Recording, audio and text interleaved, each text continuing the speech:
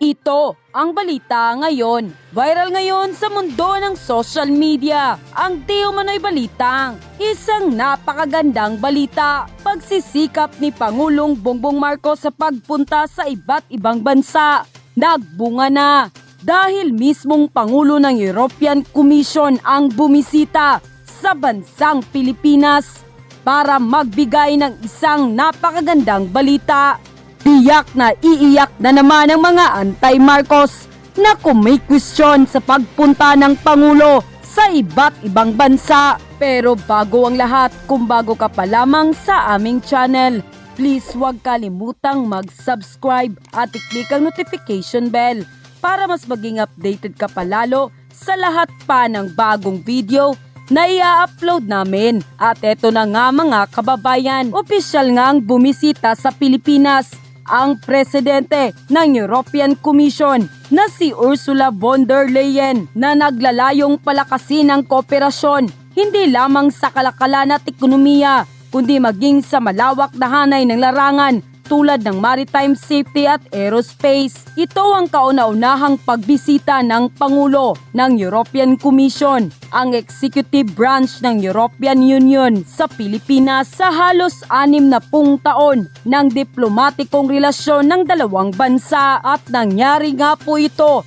sa panahon ng Administrasyong Marcos. Ang pagbisita na ito ay naglalayon din ng pagyamanin ng kooperasyon at pakikipagtulungan sa iba't ibang sektor ng mutual na interes kabilang ang kalakalang ekonomiya, pag-unlad, maritime klima at kapaligiran, kooperasyon sa kalawakan at digital connectivity. At isa nga po sa highlight ng kaganapang ito ay ang paglagda sa isang bilateral na kasunduan sa Joint Declaration on the Green Economy Program sa pagitan ng Pilipinas at European Union na nagkakahalaga ng ₱250 bilyong. Ang pagbisita na ito ng Pangulo ng European Commission ay may malaking kahalagahan sa panibagong momentum ng Europe at Pilipinas bilateral relation dahil ito ay magmamarka ng unang opisyal na pagbisita ng isang Pangulo ng European Commission sa Pilipinas dahil ang kaganapang ito ay magbibigay ng maraming magagandang oportunidad para sa mamamayang Pilipino. Samantala, hindi naman mapigilan ng marami sa ating mga kababayan na magbigay ng kanilang hinaing at komento sa mundo ng social media. At ayon pa sa kanila, siya talagang pinupuntahan. Wow na wow Pangulong Bongbong Marcos. Inggit kayong mga dilawan. Bakit ayaw niyong tumigil ng kakabatikos? Dapat tumulong na lang kayo para umunlad ang bansa natin. Nakaka-proud ngayon lang nangyari. Bongbong Marcos sikat sa buong mundo at ang sambayan ng Pilipino. Wow, another historical event again. Pati space cooperation, first in Asia, pag-uusapan nila. Nakakatuwa naman. Working right now na agad pati investors parating na rin. €500 billion, pati eye in the sky. Very promising. Congratulations PBBM. Wow, ngayon lang ako nakasaksi ng ganitong mga matataas na opisyal ng iba't ibang bansa. Maliban sa mga presidente, may mga hari pang bumibisita kay PBBM. Bilib talaga ako sa kakayanan ng Marcos administration.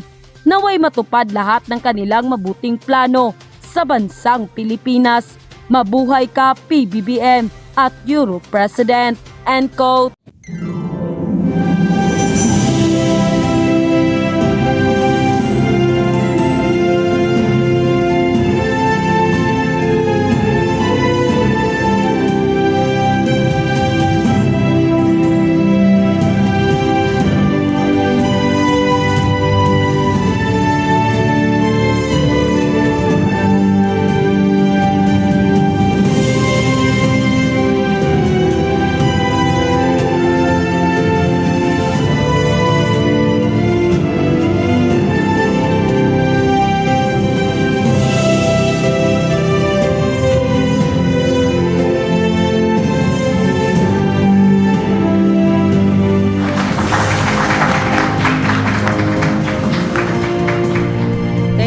very much, President Marcos. Thank you very much for welcoming me here in the Philippines. Indeed, it is the very first time that a European Union Commission President is visiting the Philippines, and this on the eve of the 60th anniversary of our diplomatic relations. And I was glad to meet you in Brussels at the end of last year for our very successful EU-ASEAN summit. Today, I'm here to accelerate a new era of cooperation between us. We share so many values and interests. We both want to work towards strengthening our democracies. We believe in the international rules-based order, and we believe in the need to promote and to defend it. So it makes sense to strengthen our ties across the board, and we discussed several ways to do so. First, by taking our trade relations to the next level. The European Union is already your fourth largest trading partner, and we are the first foreign investor, but we can do so much more. So I'm very glad that we have decided to relaunch negotiations for a free trade agreement. Our teams will get to work right now on setting the right conditions so that we can get back to the negotiations. A free trade agreement has huge potential for both of us in terms of growth and in terms of jobs. Whether it is on the European continent or here in Southeast Asia, we have all learned the hard way the cost of economic dependencies. We need to diversify our supply lines and make them resilient. And this is a lesson we have learned, and that is what we call de-risking our trade relations. An FTA is the basis for that, but it's also much more. An FTA can be a springboard for a new technology cooperation to modernize the broader economy.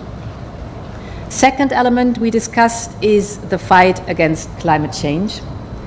I welcome your ambition to put the Philippines on the path to a cleaner and greener future. We have the same ambition. Therefore, we created in the European Union Global Gateway. Global Gateway is the EU's investment plan for the world for sustainable infrastructure. We want to partner with you on this path, notably with the Team Europe initiative on the green economy that we just signed here.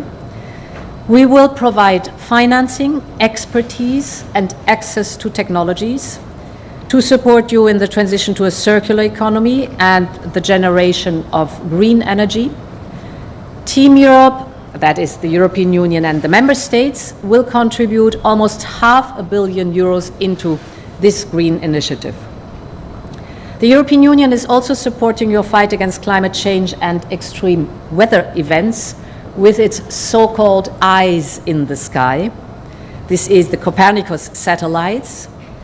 We're currently setting up a so-called Copernicus data mirror site within the Philippines Space Agency. And we have just signed an agreement to boost the flow on Earth observation data between us. This is very important for early warning, for example, for extreme weather phenomena and to improve the climate resilience. This is a first in space cooperation in Asia. My third point is on turning the Philippines into a digital hub in the region. Global Gateway will also play a crucial role here, and European companies are ready to come and invest in the Philippines. We will launch this year the digital economy package for the Philippines. That is, we will work together on fast and reliable connectivity with submarine cables, on cybersecurity training, and on deployment and development of 5G. We are also working on a possible extension on a submarine cable that we plan to build between the European via the Arctic to Japan. And this cable could go all the way down to Southeast Asia, and we believe that it could go via the Philippines. That would give you a strategic position on an infrastructure that could be instrumental both for your prosperity and national security. We will stay in close contact on this. My fourth point is on critical raw materials. We need them for our clean and digital future. Here too, the Philippines have a great potential, and we want to work in partnership with you. So let us start by identifying projects that we would develop your local mining industry, supporting your communities, and that contributes to a secure global supply of critical raw materials. Our existing partnerships on critical raw materials do not only invest in extraction, but across the whole value chain. We share technology and knowledge, we train the local workforce, and we empower local communities. And of course, we abide by the highest environmental standards. My final point is on cooperating on security. The global geopolitical landscape is changing. It is volatile, it is more threatening. Authoritarian leaders show that they are willing to act on their threats. Russia's war of aggression against Ukraine shakes the foundation of the international order. It is in violation of the UN Charter and the fundamental principles of international law, such as territorial integrity and sovereignty.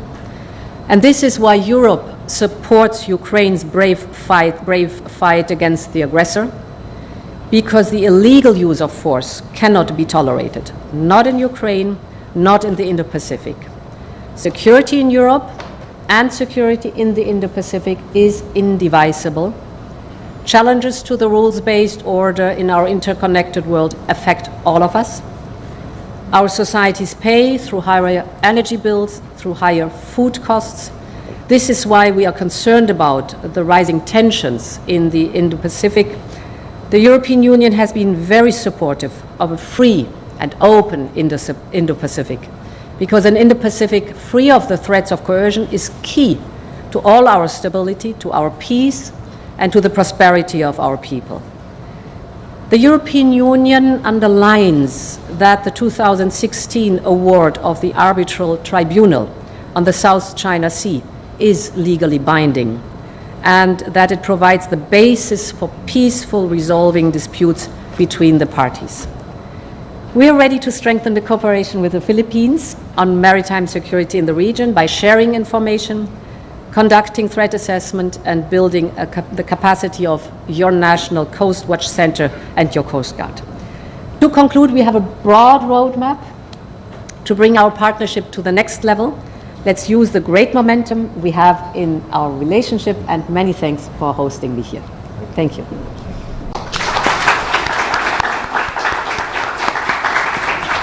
Thank you, ma'am.